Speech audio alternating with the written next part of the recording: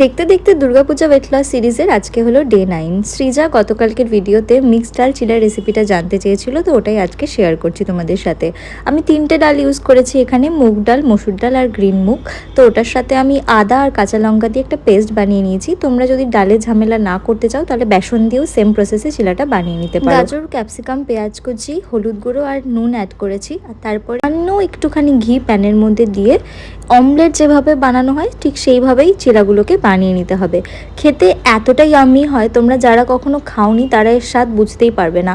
একবার বাড়িতে ট্রাই করে দেখো, ওয়েট লস করছো বা না করছো যাই হোক না কেন, এই চিড়াটা কিন্তু তোমাদের দারুণ লাগবে খেতে। সাথে ডিম সেদ্ধ খেয়েছিলাম একটা।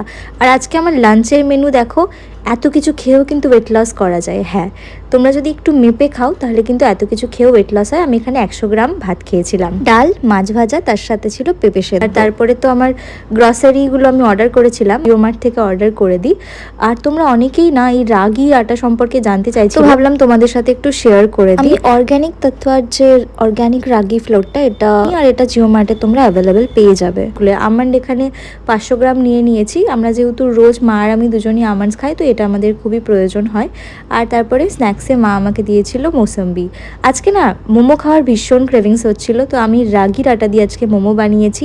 খেতে কিন্তু দারুণ হয়েছিল, আমি ইমাজিনও করিনি যে এতটা ভালো হবে খেতে। তোমরা যদি রেসিপি চাও, ডিটেলড রেসিপি আমি তোমাদের সাথে শেয়ার করব। আর মোমো চাটনিটা হয়ে গেছিলো, তো আমি সামান্য কেচাপ দিয়ে খেয়েছি, বাট মোমো চাটনিটা দিয়ে খেলে আরও হেলদি হতো। ডিনারে আজকে এটাই খেয়েছি। That's it for today, see you in day 10।